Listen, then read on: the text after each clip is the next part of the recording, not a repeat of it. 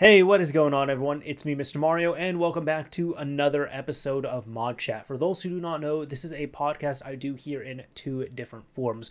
First of all, it is available here on the Mr. Mario 2011 YouTube channel in a video visual form, where if you want to see what's going on, sometimes we do some show and tell, sometimes there's actually something more hands-on, but also just covering the articles and all that. If you want to see them on screen, that is available. However, if you want to take this around and listen to wherever the hell you want to, like an actual podcast, you can, of course, check it out on most major podcasting platforms. I know it's not available on all of them, but it's available on most of them. Simply look up ModChat, all one word, on your favorite podcasting app, host, or provider, and you should hopefully be able to find it. Either way, this is a show where I come on here at least once a month, and I talk about whatever new things I find interesting, neat, cool, or that I want to delve into a little bit in the world of video game console modding and all that other fun stuff. Now, I do want to say here, first of all, my apologies. I know I did say I do this at least monthly, and last month I did end up missing this episode. It was just my own thing. Scheduling-wise, it did not work for me between personal things and schedule and all that stuff, so I wasn't able to get out an episode last month. But I decided to make up for it by not only doing episode 100 here, since we are, 100 episodes into ModChat. It's gone through a few iterations, but on top of that, doing a longer episode. So if you see the time length on this is longer than normal, don't worry, that is by design. So you're going to see some older topics on here, but also I just wanted to go a little bit more out for this episode 100. This is a big deal here, and I did want to say, for anybody who has been sticking around here, whether this is your first episode watching and listening, or you've been here since one of the earlier episodes, thank you very much. I never thought it would actually get to 100 episodes, I'll be totally honest, but I did kind of build in something for that, which is why I've always titled them, in the certain way I have, with the 3 digits as opposed to 2 digits here. So let's see if we can do 100 more. We'll see if we can do that. But either way, let's get into these topics here and just see what's going on this month, and I guess last month, maybe a little bit the month before that. Alright, so I know this is older here, but I did want to start this off because this kind of went into March as well as April. Well, what ended up happening here pretty recently was the PlayStation 3 got hit with a new firmware update in the form of firmware 4.90. Now, I had expected this here as well as many others. I know it was a little bit of a meme as well too, because we're so many years now into the PS5's life cycle, and we're still seeing updates on PS3.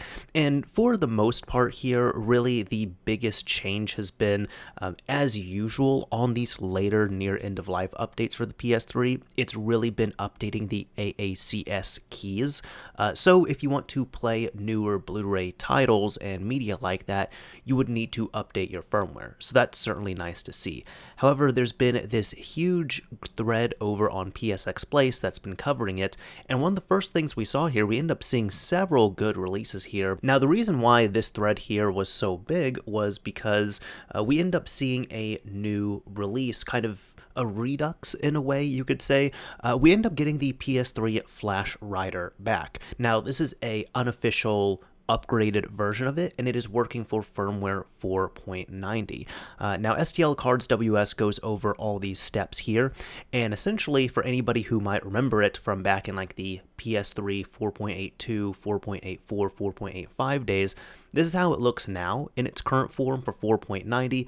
As you can see, this is giving shout out and props to the PS3 exploit team, Evilnat, Coasterez1, Little Ballop, and Junie, who had all either worked on it, or I guess here in the form of PS3 exploit team, they really provided the open source original working files to work off of. So this was good to see, because for quite a while now, we had been missing a, trustable, fully trustable, properly working, online only, or web browser based way of installing custom firmware on the PS3 on the latest firmware.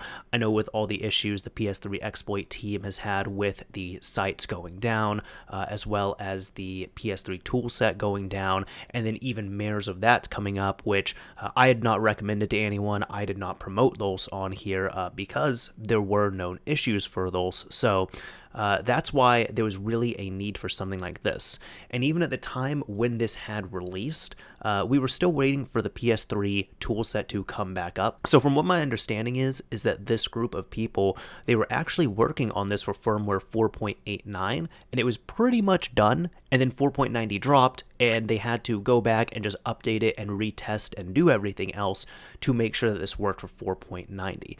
Now this is cool because at this point here, and I'll get to this later, we do have a couple methods of using the web browser now to modify the PlayStation 3 with custom firmware on the latest firmware, which is nice to see.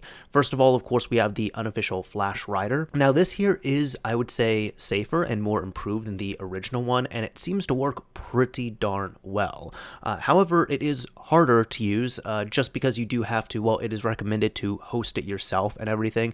So I have made a video covering that. Don't worry, it's not like super impossibly difficult, but if you're familiar with hosting a local web page on like a phone or your computer or something and then accessing it from another device, you can get through this here mostly easy. But they did make a lot of things automated on here, which is also nice, and they really simplified it. So it's like here, for example, you're just selecting your USB device, you pick which flash type your console has, you have to run the checks, and then you go through the rest of the process, which is really dumping the flash, verifying it, patching the system, all that fun stuff on here. So since that ended up releasing, Evilnat also released his own custom firmware as well. Now, I had talked in a previous episode about the PEX custom firmwares that Evilnat had released for 4.89, and those are cool because essentially what Evilnat did is he took the 4.84 development modules and ported them over to 4.89. So he did the same thing here for 4.90 firmware, meaning that if you've been looking for something like an up-to-date version of the Rebug Full firmware that we haven't seen since 4.84, you can actually find something pretty darn similar now because you're able to have access to those development modules, and you can even convert your system over to a DEX or development system, which is all super cool to see. So we end up getting that big release, and even just hitting on these here right quick, you could see, of course, for all of this to work, for the CFW flash writer to work, you do have to install HFW. So it was cool to see Junie had come back and released the 4.90 hybrid firmware. We'd also seen PS3 HIN updated to 3.20, a new 4.90 dual boot firmware, Irisman and Webman mod updated for 4.90, as well as additional tools like the PS3 tools and the PS3 dump checker that of course would be recommended to use. Now, I also wanted to cover this post real quick as well. This is from All Those Tools, and this had kind of gone a little bit under the radar, but I thought this was unfortunate and a little bit funny all at the same time here.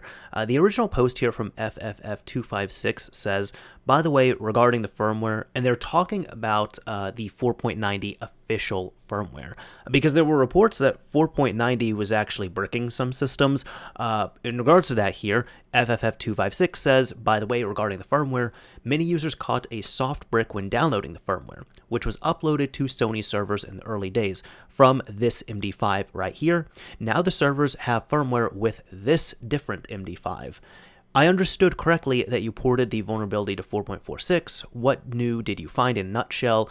It's mainly this top one we're going to be talking about here. So Aldo ended up replying here saying, it looks like you got the first official firmware 4.90 shop edition with that MD5 that was mentioned here. He has the link to it, and he says here, this wrong link is found in this page under reinstall PS3 console system software.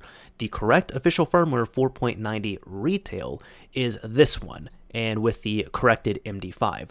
The good link is available right here under update using a computer. Unfortunately, at the moment of this post, Sony still hasn't fixed this fatal mistake. I'm not sure if this has been updated here. I could check and see real quick, just try these here real quick. So here I'm on the official site and reinstall, and we're going to download this. Also, this is cool. I used to recommend this website for a while, but it looks like it went down, so I didn't even know this was back up until now, but here's this. this. We're going to come. Oh my god. Okay, so they still haven't fixed that mistake. All right, I am currently recording this well over a month after that post was made, and that mistake is still there. So that is unfortunate here that quite literally, if you are clicking on reinstall PS3 console system software, you're going to get a incorrect version of the firmware. You need to get the one that says update using a computer. Even just as a reminder here, again, I'm on the official site, and if I go to update using the internet, it'll get this. So it looks like here, just based on that post, it seemed that the original download, like on the PS3 itself, was the shop firmware, while as clicking here, update using a computer, this one would be correct, but this one is incorrect. That is not great. And that's what I thought this was here, but I did want to double check my source here. So according to the PS3 developer wiki, if we are talking about shop firmware, essentially, let's see, this would be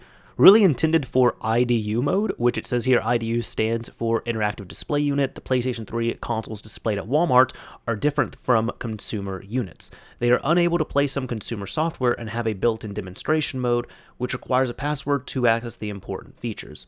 When a firmware update is performed, the disk and instructions will read PS3 IDU version firmware along with the date of the update. Note, all interactives must be a IDU console. So really, this would just be for demonstration systems right here. I think it's interesting that the shop firmwares are still updated. That's interesting to see. That's funny. But at the same time, yeah, it looks like quite literally if you officially download the shop firmware, which is pretty easy to mix up on there. If you're reinstalling your system firmware, you can soft brick your PlayStation 3. Now, thankfully, since it is a soft brick, really the way you would fix this is you would just download the proper update and install that over, so that's totally fine.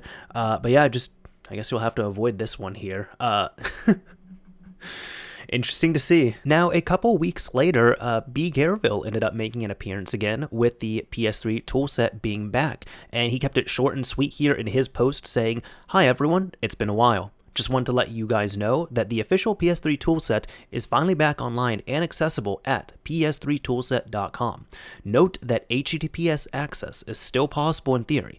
However, the SSL certificate isn't PS3 browser compatible, so you should just use the plain HTTP instead.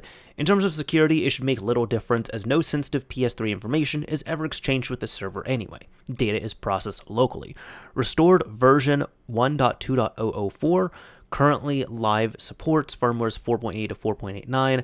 Support for 4.90 firmwares is currently being added. An update will be pushed in the coming days as soon as testing is complete. My apologies for the long wait since September. It couldn't be helped at my end, unfortunately. And I know since then, actually SSL has been updated here. There's been a few posts from him, but SSL has been updated, so that's totally fine. Yeah, he talks about it right here, where now all HTTP requests should be redirected to the secure channel. And he's still talking about updating 4.90, but 4.90 is working on this as well too, so indeed you're able to access PS3 Toolset. Now, formatting looks a bit odd here because I am accessing this on my computer here, but it's actually been updated and downgraded, I suppose. You could see that firmwares as low as 4.75 are supported, but 4.90 is supported, and you could even see in the latest update he had added 4.90 support, 4.89 PEX support, 7.8, 7.6, 7.5. So super cool to see this. Very welcome to see this here yet again. Just because this tool is really great if you're installing custom firmware, it makes it easier, safer. It does a whole lot of lifting for you in terms of really a lot of stuff you'd have to check manually. It just does this all for you automatically. And on top of that, there's now really no need to use any of the PS3 Toolset unofficial mayors that were out there. So we have the original stuff back, which is great. Still continuing on here on April 1st, of all things, this was not a joke, but STL Cards WS ended up posting a PS3 HIN update, kind of just overall conclusive post here, and this is for PS3 HIN 3.2.1. Now, we had already seen PS3 HIN 3.2.0 release for 4.90, but this one here is still working for 4.90. It has some additional fixes, such as a webman mod bug that was causing issues with freezing in 3.2.0 that hit a lot of people, but this has also now been backported to work on older HFWs, which is great. So we can even check the change logs right here, and we could see a whole lot of stuff that, support was added for the 4.84 DEX firmware, updated DEX resources and stack frame, added support for 4.83 firmware, re-added support for 4.82 official firmware, updates to PS3 HIN Gen and added makefile, some additional installer changes here, such as bytes will be written by WebKit if HIN is being loaded from HTML, so HIN can set the installing flag, a few HIN plugin changes, such as adding a check for Webman mod, and if installed will download package with Webman mod included, only if HIN is installing, so that should hopefully fix up that freezing issue. If you had an older version of Webman mod ever installed and you were installing the latest PS3 HIN on here, it's got Cobra updated to version 8.4, updated the PS3 MapI core version to 1.24, added check for HIN installing, so boot plugins text will be deleted if HIN is ran from the installer HTML, again that helps with that, and updated UMD PSP blacklisting and fixed spacing. Super cool to see. Also, some debates here on whether the HIN in the logo is a hen or a rooster, and it looks like it is indeed a hen for anybody who is wondering. Now, still even on that topic, I had talked about the backport on here, but it looks like we got another HFW. Not only we had Junie come back and release HFW for 4.90, but we also had him release an update for 4.83. This was interesting to see, and I think this is certainly just one of those releases where it's like, hey, we're just going to do this and release it because we can. Realistically, I don't think there's anybody on 4.83 firmware who is absolutely dying to stay on that firmware and run PS3 HIN, but if you want to, you're now able to for the first time. For anyone who does not remember, 4.81 and 4.82 is when the initial PS3 exploit tools came out. They were patched in 4.83, and then PS3 exploits tools didn't make a return to form until 4.84 came out, which is where HFW released. So 4.83 just got skipped entirely years ago, until now in 2023. Now, there's not too much to say here. HFW really just accomplishes bringing the old WebKit from 4.82 onto newer firmwares, so therefore, you're able to be on a newer firmware with an outdated WebKit, which is compatible with the exploits that the PS3 exploit tools end up using.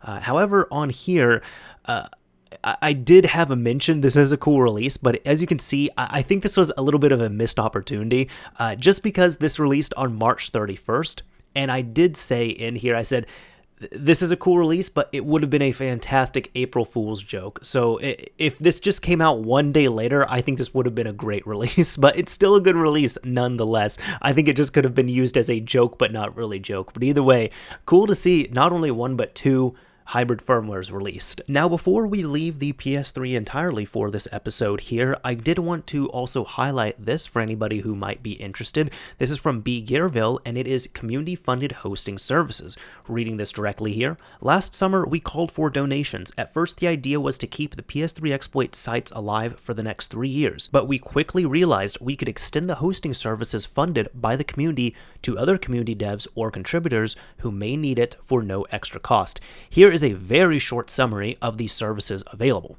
FTP access for your hosting space, unlimited storage, unlimited bandwidth, email addresses and webmail site, SSL subject to browser compatibility, PHP 7.3 to 8.1, MySQL, as well as regarding the domain name, you can bring your own domain name or use a subdomain of our consoleprojects.net domain. So here's our proposal. If you have some project you wish to share online with the community and you require free hosting services, you can post in this thread and mention EscortDo or myself. Of course, it goes without saying that dodgy, illegal projects will be turned down. This purpose is for legit content only. Ideally, the community should take care of the project contributor vetting process, though. I do not think it wise to leave those decisions and responsibilities to just one person. Community feedback and suggestions about all this stuff would be helpful. I almost forgot. Thanks to all donators. You guys made this possible. So definitely cool to see. I know that is an issue that does plague this, unfortunately, where there's a lot of services out there, a lot of apps that do require a web page and a backend and everything. And even though the apps and services might be free, all the hosting and everything is not free.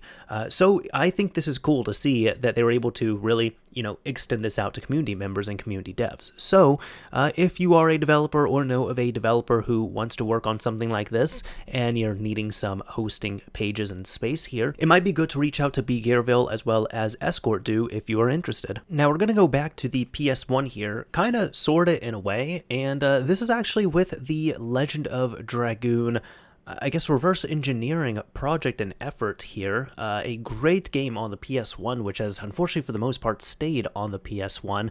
But here this is Legend of Dragoon Java. I do like to highlight these when I do see them here. But just reading off this here on the GitHub page, this is a project to reverse engineer Legend of Dragoon into a high-level language with a modding API. This is not an emulator, but assembly code disassembled and rewritten in Java. Current progress. Game engine is functional with a few major graphical glitches that don't negatively affect gameplay. Modding API is currently in development. No music support yet. Sound effects work with some issues. Game is fully playable with no known crashing.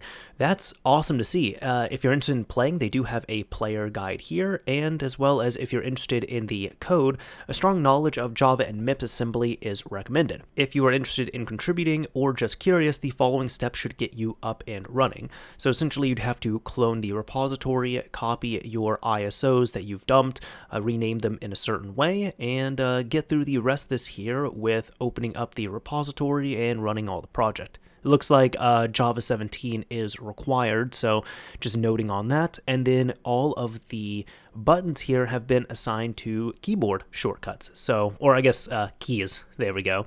So that's super cool to see. I am checking out the webpage here for all of this, and even scrolling down here. Awesome. It has the current issues that were mentioned here, aside from, no resolution scaling, and then a whole lot of added features like the keyboard mouse support, low latency input, near zero load times, unlimited save slots, skip FMVs, 1 through 64 item slots, just so much more on here. I guess this is called the Severed Chains platform, but the setup guide here seems to be pretty simplistic as well too. You install Java, you download the recommended release, you extract it, you drop the ISOs in once you back them up, and then you run the launcher and you're able to play it after that. So super cool. Another PS1 thing I want to highlight here, I did see this here on Twitter now a couple of months ago, and I thought this was neat.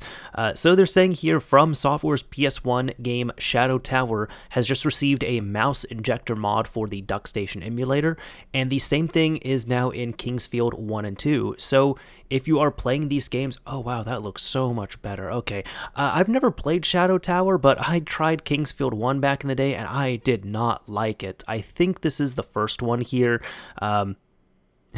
My thoughts on the game aside, this looks so much better to play. All right, so if you're wanting to go back to one of these games, it might be worth playing this in DuckStation and using a keyboard and mouse on here. This looks a lot better. All right, this is looking good. Now let's move on to the PS2 and something pretty big, which is hard drives and solid state drives, which are over 2 terabytes in size, can now work on OPL, as well as enabling multi-BDM devices. So for example, if you're wanting to use a hard drive, a MC2 SIO, and a USB drive all at once on your PS2 to load games from, you're able to do that here. This has been thanks to a new pretty big update from Grimdoomer here, who has done some awesome work in other scenes, and he has made some changes into, at first, his own build of OPL. But just reading the initial thread here, Grim here says, I've been working on a new build of OPL that has some much improved support for storage devices, and I think it's ready for the first round of testing. Here are the major features this build includes. Support for exFAT, formatted internal hard drives with proper LBA48 support, which means you can now use hard drives larger than 2 terabytes. The 2 terabyte hard drive limit is now gone. The new limit is now 144 petabytes. Gee, this. All right. Support for multiple USB/BDM devices at the same time. This means you can now have two USB storage devices plus a MX4 SIO, iLink, plus internal exFAT hard drive all at the same time and load games off of any of these devices. Super awesome. I've been testing this on my fat PS2 with two 16GB USB sticks, one 64GB MX4 SIO card, and a 16TB internal hard drive. All devices formatted with FAT32 or exFAT. I'm now looking to get as much testing on this build as I can in order to fix any remaining bugs and get this checked into the main OPL repository. Besides no longer having a storage limit for internal hard drives and being able to use multiple USB BDM devices at the same time, the process for copying games to a hard drive is now easier than ever. You no longer need to format as APA, use WinHip, HDL dump, etc. Now you can use built-in support in Windows or Mac OS to format your hard drive as exFAT and drag and drop your ISOs through the OS File Explorer. It's that easy. I've even made a GIF that demonstrates the new process for copying ISOs, click to enlarge. So just checking this out here, this has been playing, but essentially he formatted his drive. He makes a new folder here for DVD, and then he's able to copy and paste whatever games he wants into there, just like so. Super awesome. Now, the limitations here he states with this build are that while this build of OPL should be fully backwards compatible with free hard drive boot and APA formatted hard drives, you will not be able to use an internal hard drive formatted as exFAT if you're using a free HD boot. Currently, there's no way to mix APA and exFAT on the same hard drive. He also states this build only supports up to 5 BDM devices at a time, so I guess if you really want to go all out, you can go with that. So, but he's saying here this limit should be enough to connect 2 USB storage devices, 1 iLink storage device, 1 MX4 SIO card, and 1 internal hard drive. So there you go. I mean, that's plenty of games right there. It is nice to have this change here because I know for the longest time people have wanted to run over 2 terabyte hard drives on the PS2, and I know some people have kind of gotten around that just by having multiple 2 terabyte drives. However, this ends up adding, of course, not only blowing past that 2 terabyte limit, but on top of that, also allowing this easy copy and paste and just really drag and drop files right here. Now, the only thing I can really think of is really from what I know with the way OPL handles games and such, it would need the games, well, I guess it doesn't like fragments on the drive, so it would need them defragmented on there. Really, if you have your drive fragmented, even if it's flash storage, you will just run into issues trying to boot up your games and everything. So really for that, it'd be recommended if you're using an actual like spinning hard drive to actually defrag it once in a while. And if you're using flash storage, you don't want to defrag your flash storage like a USB flash drive, a micro SD card, a solid state. So at that point, it would actually be recommended to like copy and paste all the files off of the drive, format it, and then recopy them back over in that way.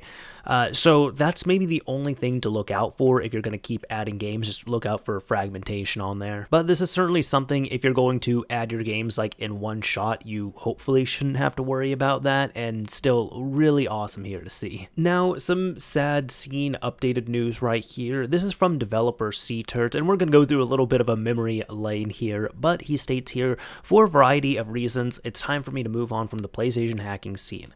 I'm very thankful to have met some great people through this hobby over the years, and for the boost it's given my security career. Some of the highlights for me were, and we're just going to go into all this here, being the first to publicly hack the PS4 kernel by porting over an existing bad IRET exploit without any kernel dump. Here he's talking about the 1.76 jailbreak that we had back in the day. You can see back in 2015, looking for PS4 FreeBSD kernel vulnerabilities and successfully finding and exploiting my first 0-day.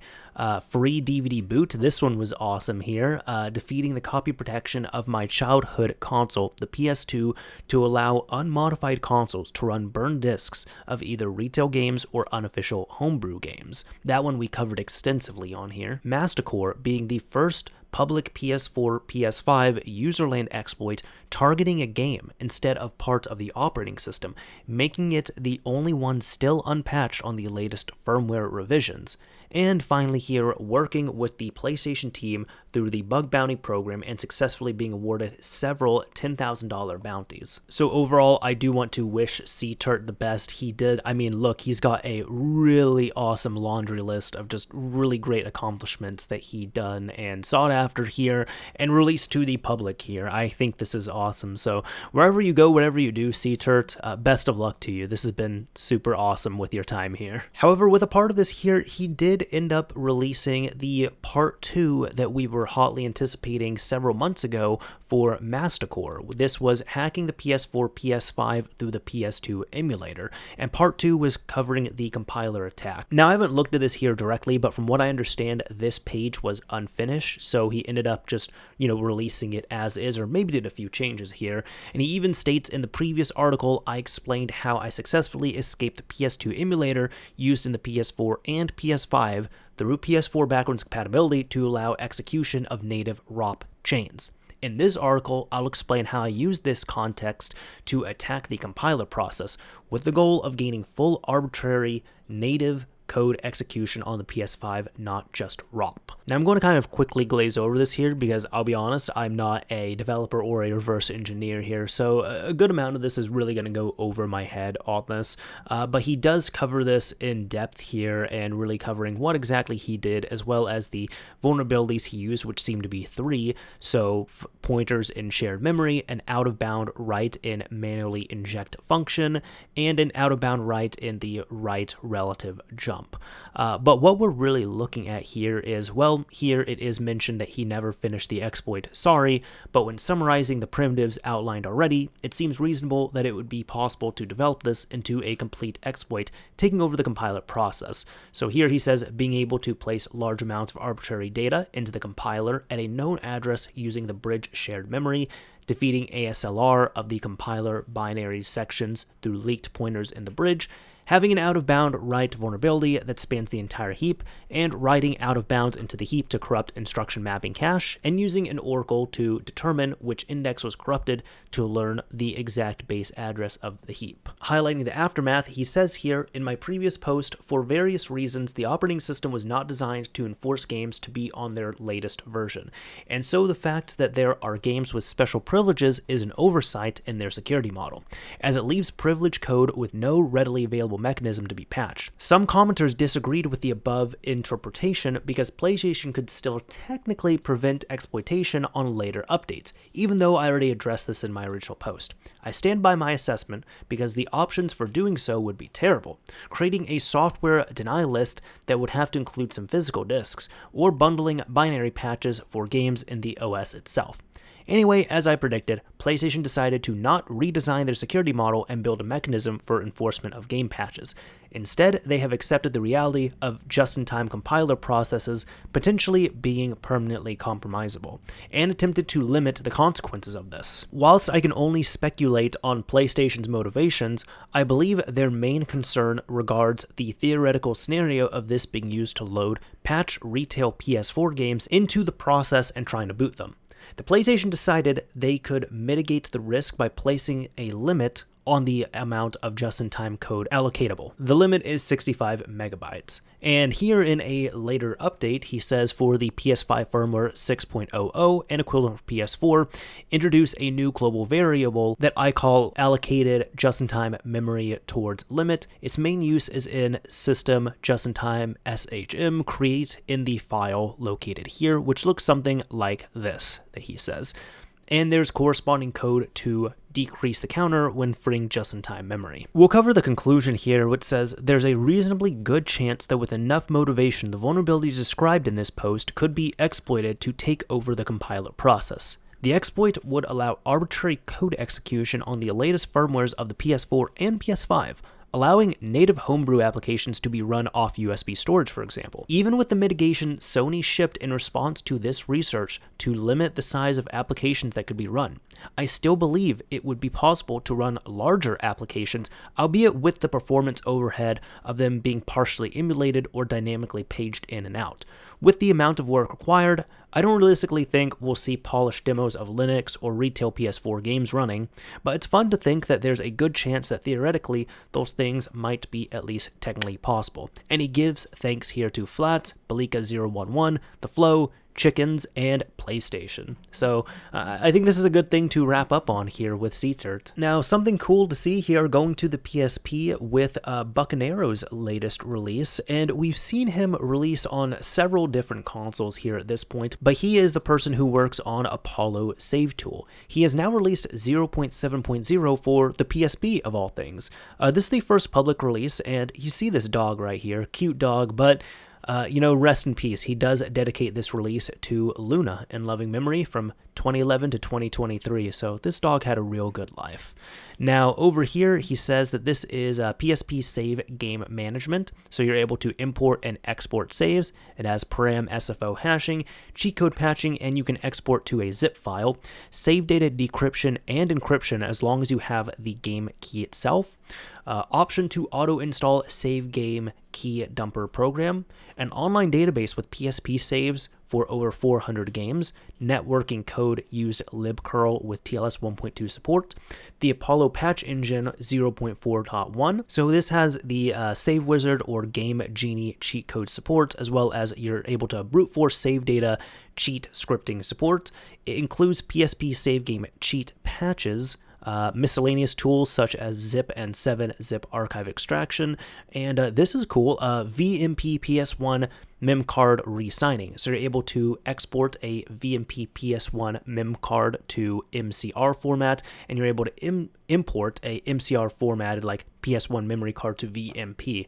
I'm interested in these cheat patches here. And yeah, it looks like there's just a ton of save patches that are added in here overall, so real awesome to see. Really cool. Just I love seeing that this has been really released on pretty much everything at this point. Like we've got we have it on PS3, PS4, Vita. I know we have that, but now PSP as well. So again, I love seeing the support here. All right, let's cover some Xbox related stuff here. First of all, we are covering this from one friend of the show here, Mr. Malenko, and I've covered a little bit of some of his work before, but here this is a release that has been worked on, which is PineCone. This here is a content sniffer for the original Xbox. Now, just a quick how-to, he says to download the ID database JSON file, download the appropriate binary for your platform, and the working directory should look a little something like this.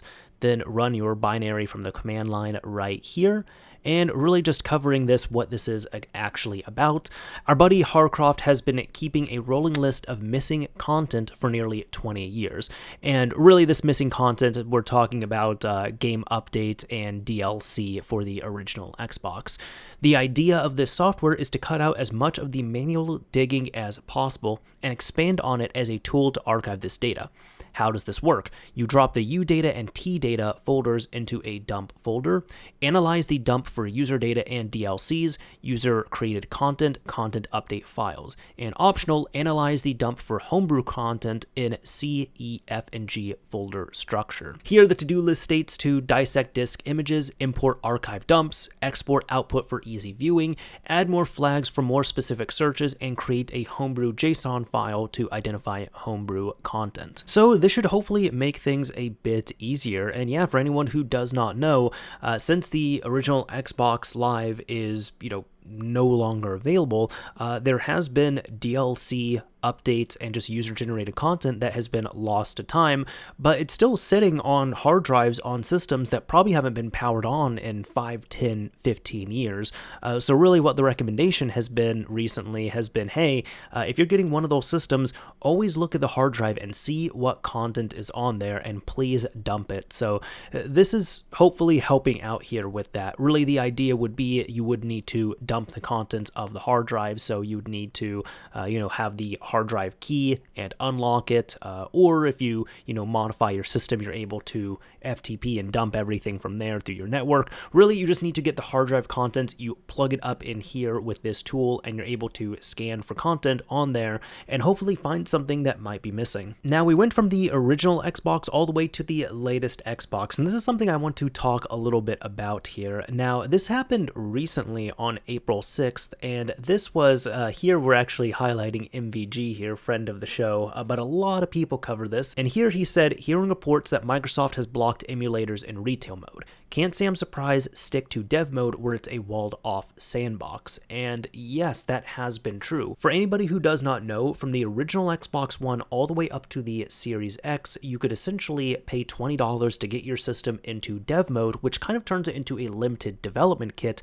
and you're able to run Homebrew on there. However, I have not covered this. For the last few years, there's been Homebrew that has been making its way onto the retail storefront, so you don't need to go into dev mode, and you can just get these retail Homebrew releases for free. Now, I know there's been a few methods of doing so here. I know initially when it happened, it was essentially uploading an application as private, and then you'd have to be whitelisted, so you'd have to find someone who has access to that application. They would have to whitelist your gamer tag, getting your email address, and they would send you a downloadable code and you download it from there. And there was stuff like RetroArch, there was FTP, there was a few other applications. But in more recent times, from what I understand, it looks like Gamer13 has really been heading it here. And from what I've observed and understood, I haven't tried them myself, but again, from what I've essentially seen, typically the meta would be you'd have to go to his website right here, you would look at the apps, and all the apps used to be loaded up on here, so you could just navigate to this site on your Xbox, and you could click on the app, and it would take you to the link, you would download it, and all of that. You couldn't just find them in the store directly, you would have to go here, because they were pulled down so quickly. So even to the point where they were getting pulled down quicker and quicker, and as you can see, they even kind of had to not paywall it, but they even had to hide it in a way where you can't just go to the website here anymore and access it. You'd have to go into the Discord here, and then once you're in that Discord, you would then have access to the links. But from what I understand here, by the end, for the last several months, the links were going down faster and faster and faster. And every time these links were going down, Gamer13 would essentially have his developer account banned, and then he would have to pay another fee to make a new development account, and then he would have to upload all the apps on there again. It was going to be like a constant process. That's all to say here. I believe dev mode has been fine because that is dev mode, but retail, obviously, Microsoft was taking issue with that because they were taking down those applications so quickly and so constantly. However, here it looks like Alana McKinney ended up posting this email that she had gotten. Now, from what I understand, she is a employee over at the Azure area of Microsoft, but she had emailed someone over on the Xbox QA team about this and got this email back saying, "Hi there, thanks for getting in touch with us about the recent ban on emulators on the Xbox storefront. We appreciate your interest and concerns. To answer your questions, the primary reason for the ban is related to legal issues with Nintendo. While emulating itself is not illegal, it can be used to play games from consoles that are still under copyright protection without permission, which can create issues with Nintendo and its affiliates. Additionally, we take security seriously, and some emulators require permissions beyond what is typical for an app. This is exactly why I mentioned that FTP one. I will even say I'm injecting myself here, but I will say even when I saw retail side FTP access was available, I was like, wait a minute, that's I don't think that's going to end properly. But either way, it says here, this could create a potential security risk, as these permissions can be exploited by bad actors to gain access to sensitive information. For these reasons, we have made the decision to ban emulators on the Xbox storefront. However, we understand that many users have dev mode enabled to run legal emulation. We don't seek to remove this ability, as it doesn't grant access to the retail components of the system and is considered safe. Unlike retail emulators, dev mode is limited to certain functionalities and doesn't have system read-write functionality. That said, we are still exploring ways to allow safe and legal emulation on Xbox. We are in talks with legitimate emulator developers to bring their software onto our platform while ensuring that all copyright laws and security protocols are followed. We appreciate your understanding and patience as we work through this issue. Our goal is to provide a safe and enjoyable gaming experience for everyone, as we are committed to finding a solution that meets those goals. If you have any further questions or concerns, please feel free to reach out to us. Best regards, and then they redacted the name here. I would say that a lot of this isn't surprising to me at all. I will say it was surprising, and again, this was more of a internal email here, so this wasn't really how do I say, publicly facing, but Alana seemed to get permission to, put it up on Twitter here. Either way, I was surprised they called out Nintendo directly on this, and to that, I was like, well, Nintendo kind of ruins everything here, but I'm also not too surprised here on this. Let's see, all of the information in regards to the security risks and really just getting these off the storefront. Again, I'm not surprised by that at all. In all honesty, I'm going to be straight up with you all. I thought this retail homebrew thing was going to end worse. No user, and I say user, not developer, no users have ever gotten banned for this. But I always thought that there would be a ban wave on users, but that seemed to never happen. It was always the developer accounts who were uploading these applications. However, here they are saying that they're going to, not touch dev mode. I'm not surprised by that at all. Dev mode is for dev stuff and tinkering. It's its own separate environment. It's separate than, production net for Xbox Live, so that's going to be okay. The most surprising thing I will say here is they said, that said, we are still exploring ways to allow safe and legal emulation on Xbox. We are in talks with legitimate emulator developers to bring their software onto the platform while ensuring that all copyright laws and security protocols are followed. I'm thinking we might not see anything come to fruition with this. As I'm reading this, I don't think this would happen, but I am literally imagining, like, if they released, like, a PlayStation or PlayStation 2 emulator and they made it where you have to take the CD or DVD of your game and pop it into the system to play it there, I think that would be something that would be okay in a way, as long as it's not being redistributed with a BIOS, of course. Although I'm not sure if they would really want to ruffle feathers in that regard by allowing that application on there. So really, there's a lot of games, even like, for example, Rare Replay, those games have emulators running on them.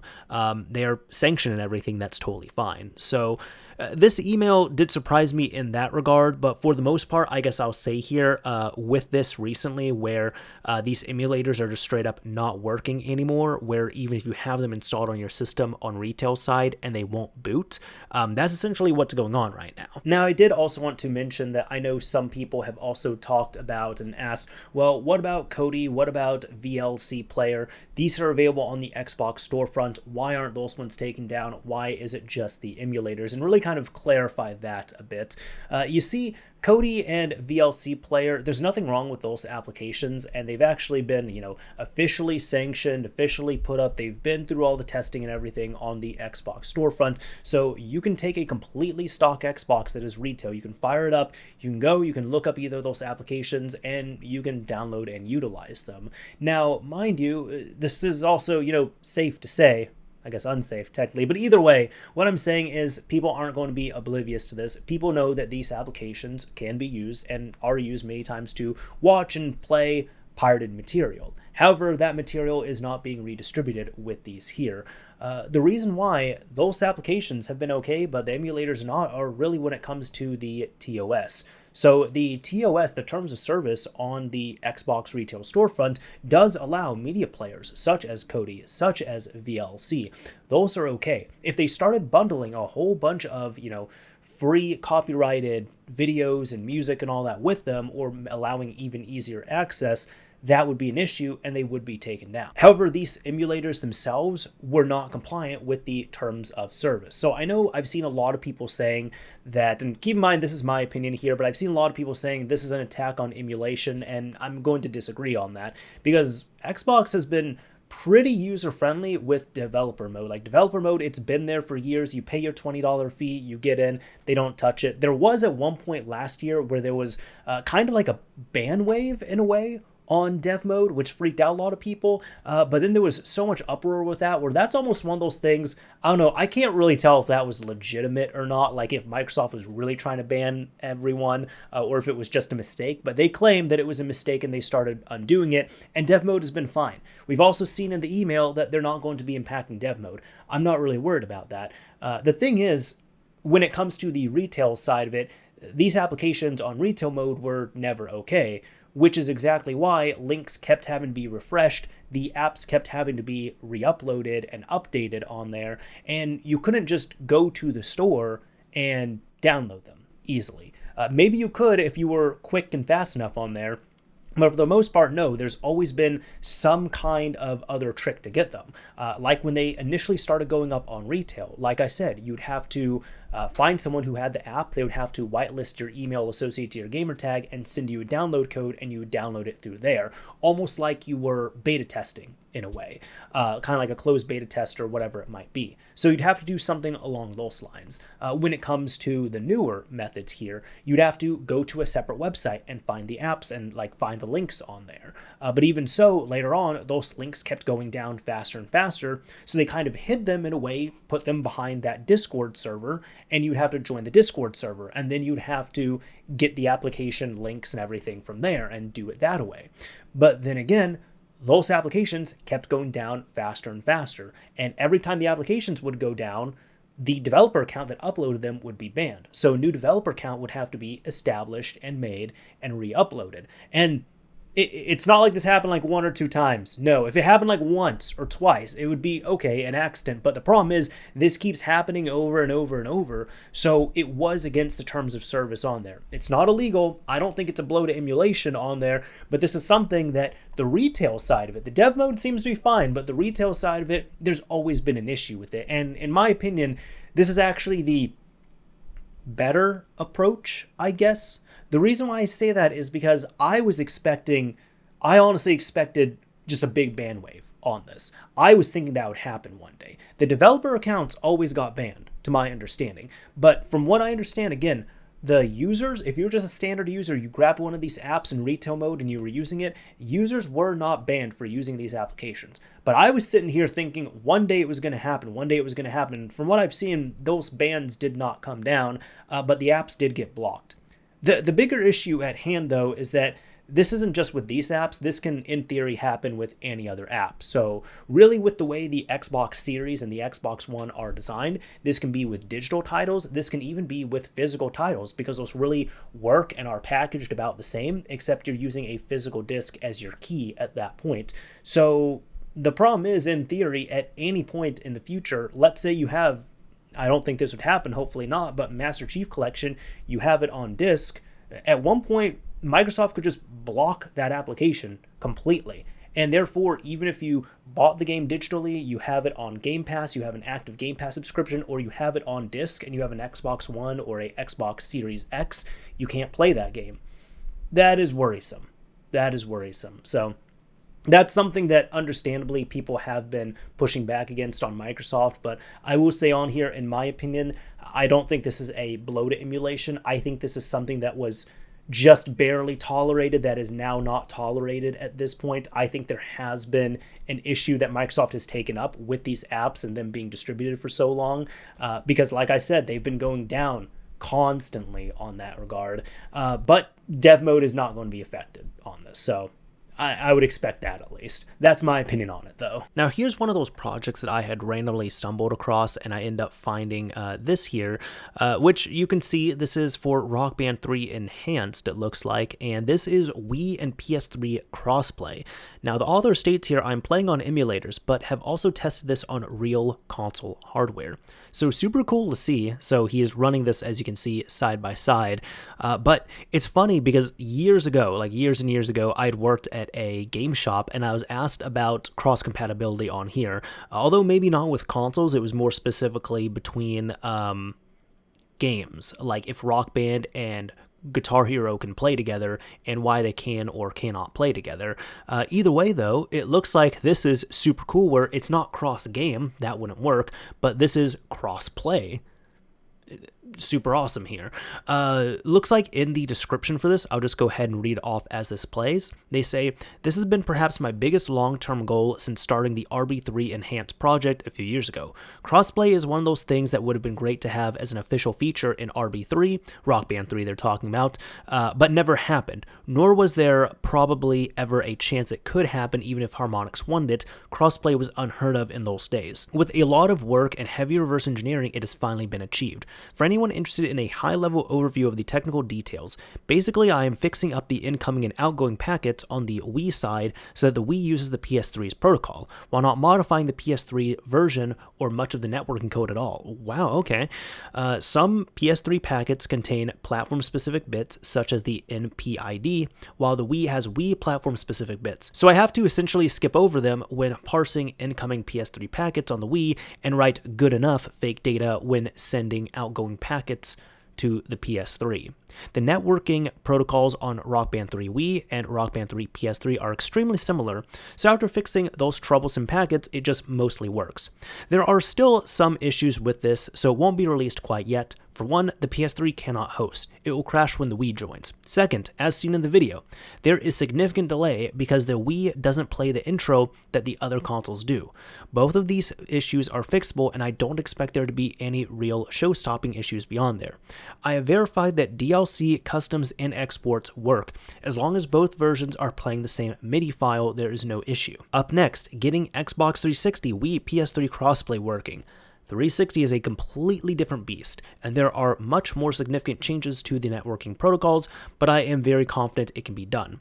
Join the RB Enhanced Discord at this link here to stay up to date on RB3 Enhanced, recorded on Dolphin and RPCS3 using the Go Central custom RB3 server. So super awesome. I'll give that a like, but no release on here yet, but just a really cool announcement overall. Some more stuff here. I did want to throw in a little bit of Dreamcast news where it looks like VMU Emulation has arrived. It says here, in the latest update to DreamShell, you can now make an unlimited number of virtual memory units on your hard drive, compact flash, SD, and use them in-game. So cool. Big props to SWAT and Megavolt for getting this working, and there is a link to the forum here. Now reading this here, SWAT says, I worked a lot on stability and finally understood the reason for random crashes.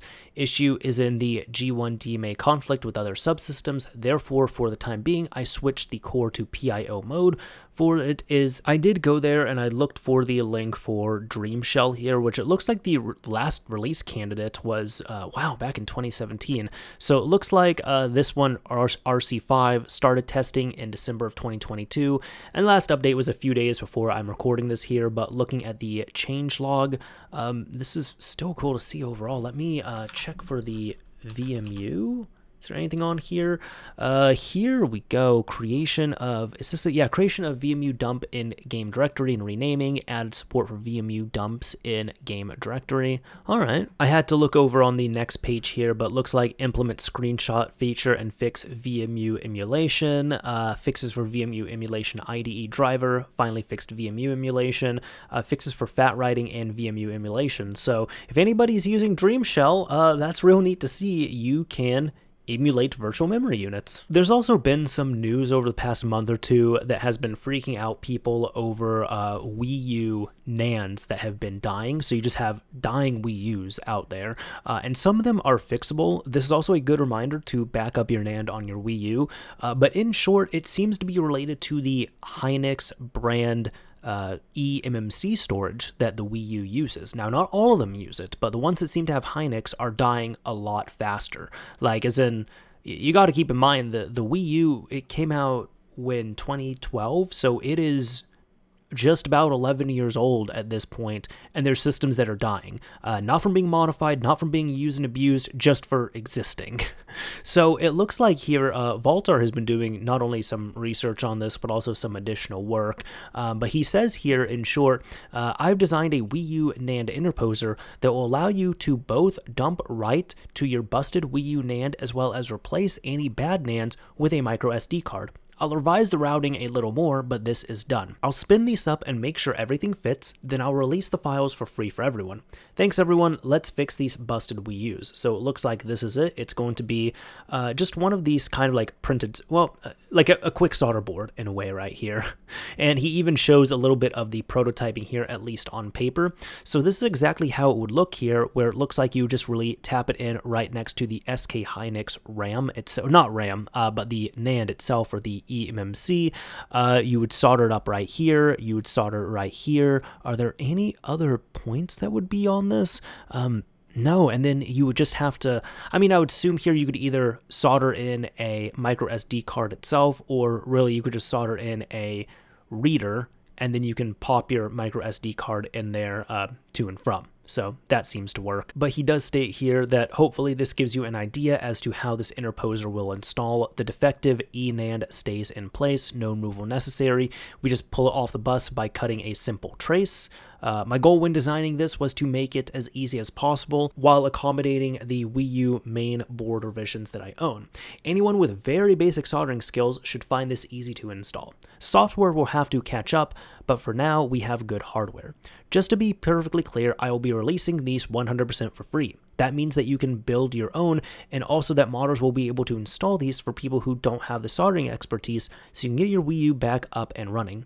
Will an SD card be fast enough? And the answer here is an eMMC and SD card are almost the same thing. Theoretically, the eMMC should be a little faster, but the eNAND on the Wii U operates in 4-bit mode, meaning that just about any SD card made in the past decade will be more than fast enough. So super cool to see here, and I think this will be a good fix. Unfortunately, it's not going to be, a software-only fix like I'm sure many people were hoping for, but this doesn't seem all, as long as you can solder or you know someone who can solder, this doesn't seem all too bad. This is another one of those projects like I just found one day by kind of scrolling on Twitter, and then it popped up and then it immediately disappeared. So then I had to look it up and I found it here, but I just thought this was neat and I wanted to cover it here for this episode. This here is DPLHook, and this specifically is a plugin for the PC version of Driver Parallel Lines. It adds IMGUI powered menu with access to a custom free camera, vehicle spawner, weapon spawner, and much more. Features: you can change the player skin, so it allows to play as any valid character skin, weapon spawner, various cheats, air brake, so you can use special keys to move the player, default numpad section, a vehicle spawner, a teleporter, game speed control, free camera, time control, weapon editor, animation player, and a HUD toggle. So just something quick here that I want to showcase on this just for this episode, but still, I like little projects like this. This is awesome. Now, I figured I'd end on something pretty high here, which is revisiting the topic of the Picofly from a few months ago that I covered here on ModChat. At the time, it was a rumor, and in short, it has been released. I'm not necessarily going to be covering that, but just to wrap it up real quick, or I guess summarize it, Picofly was a rumored modification coming up that would be maybe possibly released for the Switch. Well, it is released now, where instead of getting an actual like glitch chip or mod chip for newer Switches, you could get a off-the-shelf RP2040 and flash that with a custom firmware, solder it in accordingly, and you would have a glitch chip right there, or a mod chip that you could install in your system. It wouldn't be, super proprietary for the Switch, but it would be easy enough to get a hold of one of the chips, and it would be really off-the-shelf parts as well. Now, the RP2040 just seems to be an absolutely magical chip, because we've seen this used for not only the RP2040, but also the Raspberry Pi Pico, and on the Pico, we have seen PicoBoot for the GameCube, we've seen Pico Flasher for the Xbox 360, that being a NAND flasher, we've seen this same chip here being used for the GB Interceptor, a Game Boy, capture card in a way, and just so many other really awesome projects here. But I saw this on Wolo, and I wanted to get into this. This was McFly, which seems to be a promising open source RP2040 board for Picofly designed to fit in the Nintendo Switch. Because the important thing to note is that the Zero is really just a separate board, but the real guts of this is the RP2040, and as long as you can make it work, you can really get that onto any kind of form factor you want. Just reading off this here, since the confirmation has been made that the RP2040, a $3 microcontroller, can be used to hack the Nintendo Switch, news are pouring daily from folks on the scene, helping to make the modding process easier. One of the interesting ideas that's coming our way is from GBA Temp member, I'm going to try this here, Salise? We're going to try that. All right, I hope that works. Who's building a modified RP2040 board that will fit inside the Switch.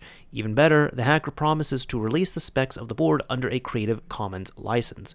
Now, covering what exactly McFly is here, McFly is a work-in-progress microcontroller board based on the RP2040 that integrates what's necessary to use the RP2040 for a Nintendo Switch hack while removing the unnecessary parts of the original RP2040 to make the design fit inside a Nintendo Switch. One of the particularities of the McFly is that once you're done flashing it, you have to snap the USB part out of it so that it will fit nicely inside the case of the Switch.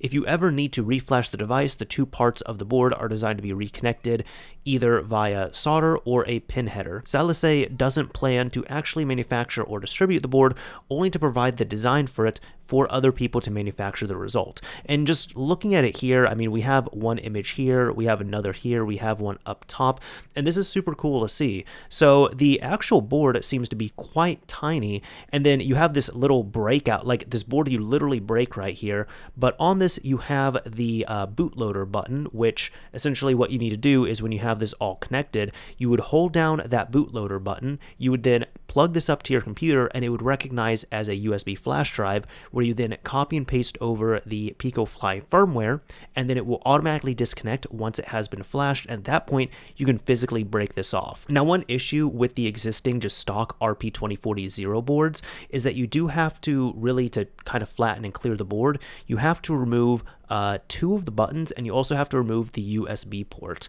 So the nice thing is you will physically break this off, but if there's ever a firmware update you have to flash over to the chip itself, really what I would do right here, I would just take some wires and solder them between each of these right here on the installed chip, and then right here on the breakout board. And at that point, you've then reestablished connectivity, so you can just, again, when this is all installed, you can hold down this button, you can plug it up to your computer, flash over the new firmware, disconnect it, desolder the wires, and you're done at that point. I think that's a really cool feature right there.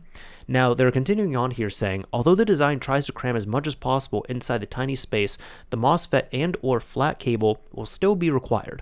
The MOSFET needs to be as close as possible to the caps, and in the current design cannot be integrated too close to the RP2040 board. Now, from the author here, introducing McFly, a bare-bones RP2040 board designed from the ground up to be compact, simple, and slim. With a USB port that breaks away after initial programming, the overall thickness of the board can be reduced to around 2 millimeters. An X and Y footprint of about 19 by 19 millimeters makes this stripped-back board suitable for internal installation in the Switch. No stone was left unturned in the design of this board, with all of the features of a conventional Picofly install present, including the debug WS2812 LED and the jumper to reset the glitch timings, as well as the inclusion of a 6-pin FPC connector designed to be used with Picofly CPU flex cables, because yes, that is important. There's actually you can see a little tiny install photo right here, but essentially here you could see this is about a week before when this had released, and you could see right here that you can do without the flex cable, but these custom flex cables for the Switch are really used for the, like customized mod chips. These are the same ones, that the SX line of chips ended up using, and so here you could either use a MOSFET and solder in real carefully to accomplish this, or you can get the CPU flex cable, you can install it yourself, and then you can wire it up manually to the 0. Continuing on though, the 6-pin FPC connector designed to be used with HFW CPU flex cables, simplifying the installation and reducing the risk of damaging the APU. Despite the breakaway connector, the McFly can be updated too. Using a 5-pin 1.27mm header, the USB section can be either temporarily soldered back on or a pin header attached and held in place whilst the board is reprogrammed. Upon completion of testing, the McFly will be released under the Creative Commons Attribution Share Alike license, opening the door for design improvements and alterations by the community, as well as commercialization by a third party. At this moment, I do not plan to commercialize this design myself. I simply don't have the time to sell these personally. If you would be interested in selling these or know someone who is, please get in touch. So you have the design files right here. And then finally, just covering this in regards to, this is also neat to see as well too.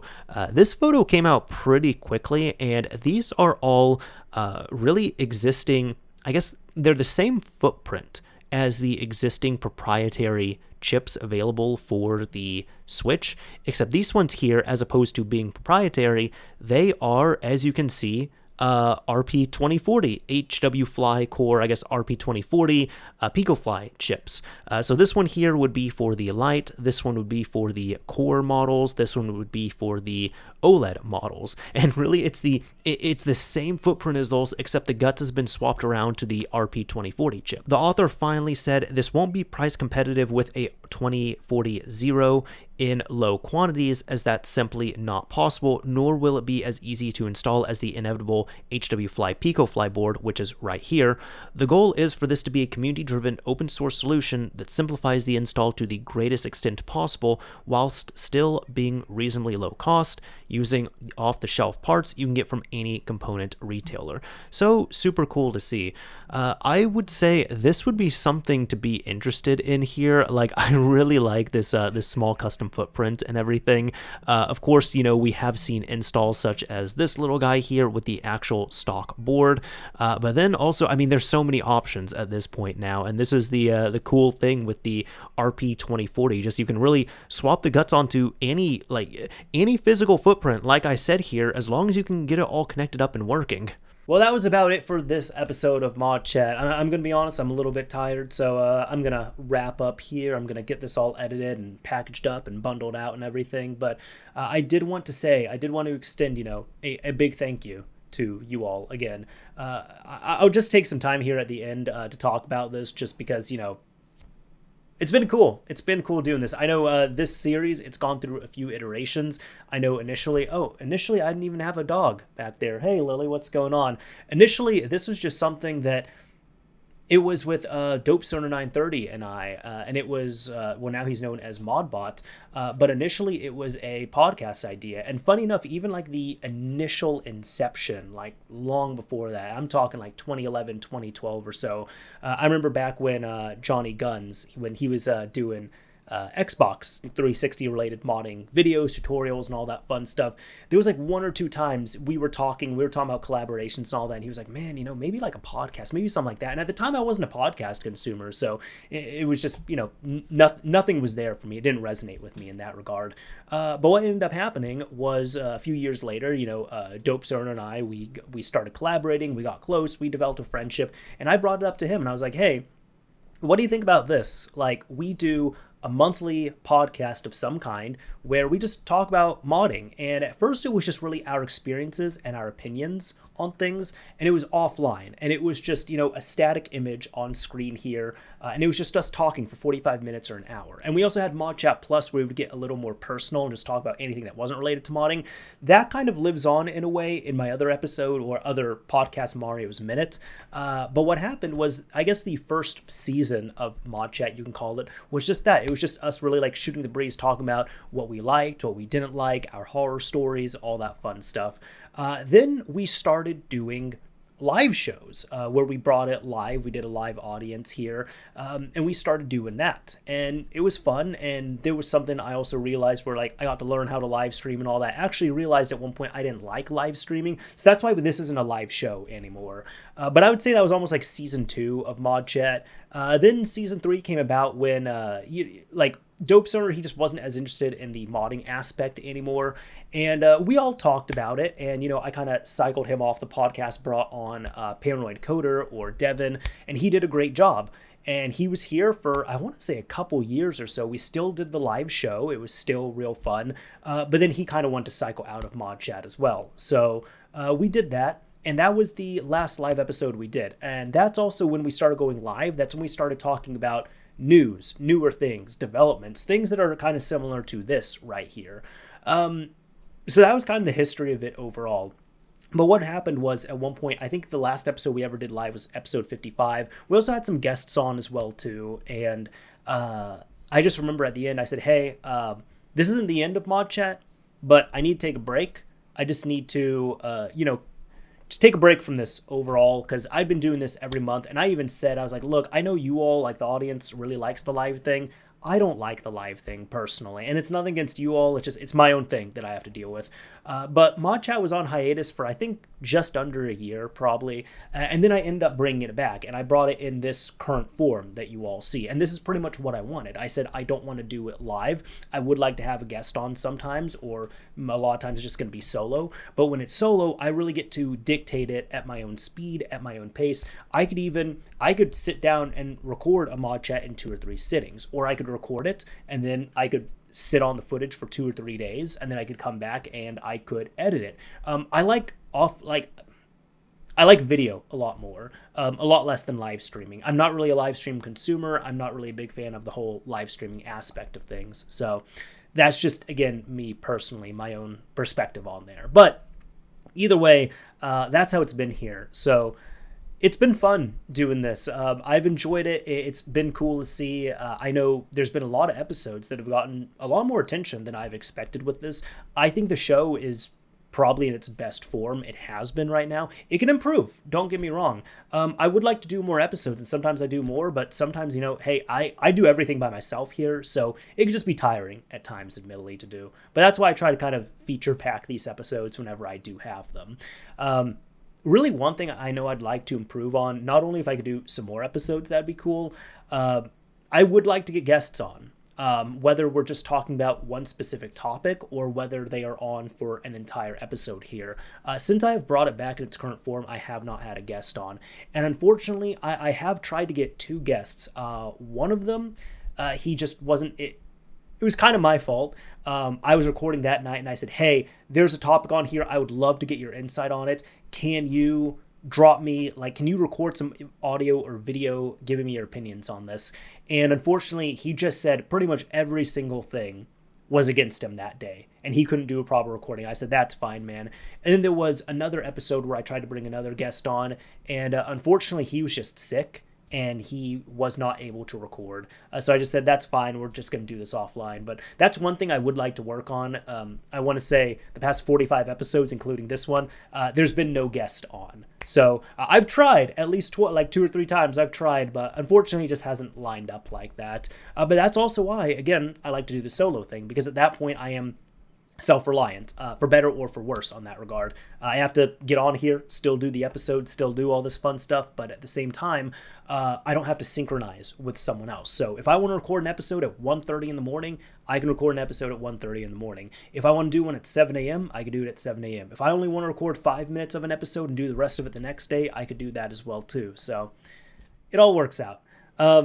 It's been real cool bringing this to you all, though. And I am excited to see, I guess, what the future will have for this podcast. Again, I'd like to do some more episodes if I can, more often in that regard, because it seems like people like it. And even a YouTube thing. YouTube is the primary consumption platform for this episode from what I see. It gets the most views, the most attention, the most listens on YouTube. But recently, YouTube is actually, just like with shorts, they've been integrating in shorts and all that. They've been integrating in podcast. And there's now an actual platform within YouTube for podcasts. I think it's about time. Podcasts have been on YouTube for a long, long time, and it was really funny because when I saw it come up, I was like, oh, I'm already prepared. I've already been doing this. I've already been uploading podcasts. I've already been doing episodes. I've already been putting them in a playlist. And YouTube was actually smart enough automatically that they were able to take my podcast episodes and my podcast playlist for the 2 podcasts that I do and automatically categorize them. And I think that probably has helped out. They're probably pushing that a little more because I've even just noticed, analytic wise, the latest Mario's Minute got more attention than I expect. It's not like it does gangbusters, but I looked at it and I'm like, really? It got this many? Oh, okay, cool. If it gets that many views and listens, that's awesome. But I think that's going to be, it's not like the new wave, like shorts or reels or whatever have you. But it's something that YouTube is probably going to be pushing a lot more. So I'm interested to see from an analytical perspective how that will go. Either way, that's about it for this episode. I know this is probably going to be an hour by the end here. But again, wanted to get a little bit personal here. Wanted to jam-pack this episode. Wanted to have a little bit more of a celebration for episode 100. Right, Lily? People love this dog as well, too. This dog is just fan service at this point. There's there's people who will reference her and just... some people just know this show by, me talking with the sleepy dog in the background. So it works real well. Anyways, that's about it for this episode of ModChat. I hope you all enjoyed watching this. I hope you all enjoyed listening. I hope you all got to be entertained, have fun, learn something, and I gotta pick a keyword. I was thinking of numbers recently, and how about 7? If you use the number or the word 7, if you use 7 as a descriptor of some kind, did you think that there were gonna be 7 Halo games? Because there were 7 Halos that were announced, I think, in like Halo 2, not like the games, but like all like the actual like Halo like weapons. There we go. Have you seen the movie 7? I actually have not. I've heard very good things about it. Do you believe 7 is a lucky number? If you use 7 in your comment on the YouTube upload, I'll know that you've made it to the end of this episode. Anyways, for real, this is Mr. Mario signing off. Thank you all for listening and watching, everyone. Until next time.